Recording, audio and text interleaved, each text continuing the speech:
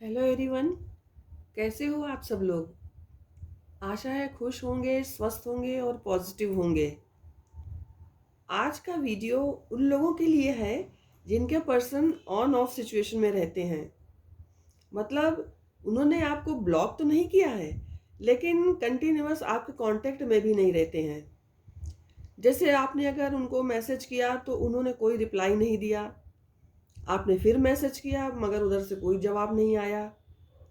आपने कई मैसेजेस किए, लेकिन उधर से आपको इग्नोरेंस ही मिला। फिर किसी एक दिन एकदम से उनका मैसेज आया जिसमें उन्होंने आपको कोई एक्सक्यूजेस दी कि क्यों नहीं वो आपके मैसेज को रिप्लाई दे पा रहे थे। तो मैं ये देखना चाहती हूँ कि ऐसी सिचुएशन में आपके पर्सन की करंट फीलिंग क्या है आपके लिए। क्या वाकई में वो आपके लिए कुछ सोचते हैं? आपके लिए उनके मन में कोई फीलिंग्स है भी या नहीं? तो यहाँ पर मैं 3 पाइल्स बनाऊंगी और उन तीनों पाइल्स में से आपको कोई भी एक सिलेक्ट करना होगा। और ये जनरल रीडिंग है, टाइमलेस रीडिंग है। आप इसे जब भी देखेंगे तब ये आपसे रेजोनेट करेगी। ये जेंडर स्पेसिफिक रीडिंग नहीं है। इसको मेल फीमेल सभी देख सकते हैं, मैरिड अनमैरिड इसे देख सकते हैं।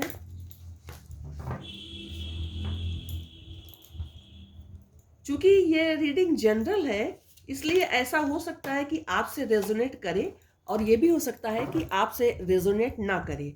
तो प्लीज़ आप ओपन माइंडसेट से रीडिंग को देखिए।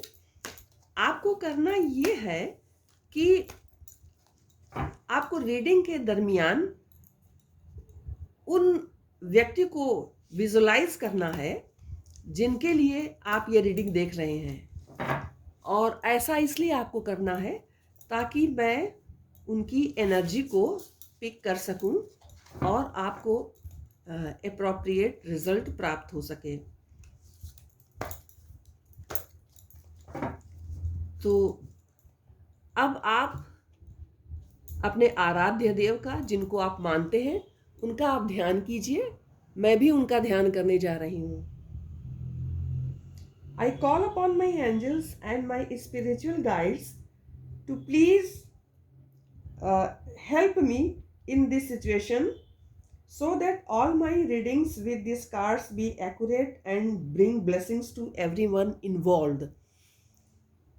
तो आई होप कि आपने भी अपने आराध्य देव, जिनको भी आप मानते हैं, आपने उनका ध्यान कर लिया होगा। तो अब मैं पाइल्स बनाने की तरफ चलती हूँ। एंजल्स प्लीज़ मुझे बताइए कि मेरे व्यूअर्स के पार्टनर जो ऑन ऑफ सिचुएशन में रहते हैं, उनकी क्या फीलिंग्स हैं मेरे व्यूअर्स के लिए। और एक चीज़ आप ये भी ध्यान लीजिए व्यूअर्स, कि ये रीडिंग उन लोगों के लिए नहीं है जिनके पर्सन ने उन्हें ब्लॉक कर दिया है। उनके लिए रीडिंग मैं अलग से बनाऊंगी। ये रीडिंग केवल उन लोगों के लिए है जिनके पर्सन ऑन ऑफ सिचुएशन में रहते हैं।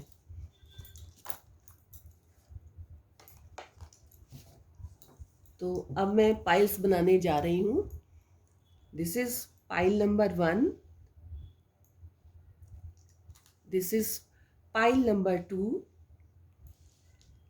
And this is pile number 3। I hope कि आपको कार्ड्स दिख रहे होंगे।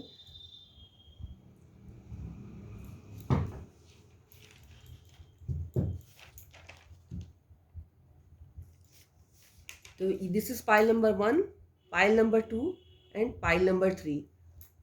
आप ईश्वर का फिर से ध्यान करके कोई भी एक पाइल अपने पर्सन का ध्यान करके सिलेक्ट कर लीजिए और फिर मैं बताऊंगी कि आपके पर्सन की ऑन ऑफ सिचुएशन में आपके लिए क्या फीलिंग्स है।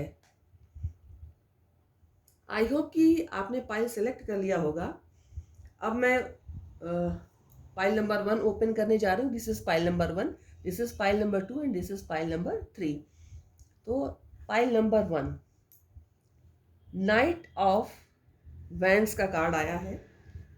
तो जिन्होंने पाइल नंबर 1 को सिलेक्ट किया है, तो आपके लिए जो कार्ड आया है that is night of vents, जो ये बताता है कि आपकी या आपके पार्टनर की राशि एरीज, लियो, सेजिटेरियस हो सकती है।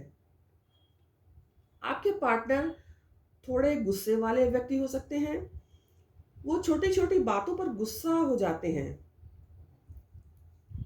वो अपनी मर्जी से काम करना चाहते हैं।